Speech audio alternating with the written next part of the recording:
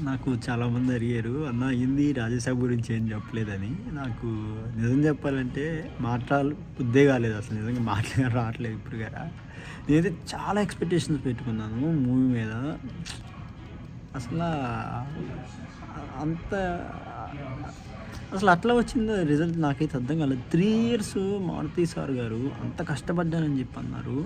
ఆ గ్రాఫిక్స్ గానీ, ఆ వీఎఫ్ఎక్స్ గానీ అంతగా అనిపియలేదు నాకు నిజంగా చెప్తున్నా. మీరు కష్టపడ్డారు, మంచిగా రిజల్ట్ వచ్చిద్దని అనుకున్నారు గానీ, నాకేందో చే చాలా డిసప్పాయింట్ అయ్యాను సార్ నిజంగా చెప్తున్నాను. టు బీ హానెస్టీ నేను ఎంత పెద్ద ఫ్యాన్ అంటే 'ఆదిపురుష్' గారు 'కొద్ది బలం' ఉందని చెప్పేది నేను. ఎళ్లి నా వీడియోస్ చూస్తే అర్థమైద్ది. అలాంటిది నాకు చాలా డిసప్పాయింట్ అయిపోయా. ఒక డార్లింగ్ అనుకున్నా.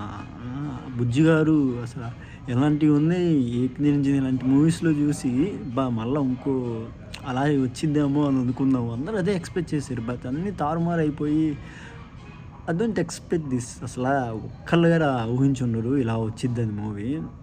ఇంకా మేము 'డార్లింగ్' అలా ఊహించుకోవడం మర్చిపోవాలి ఇక.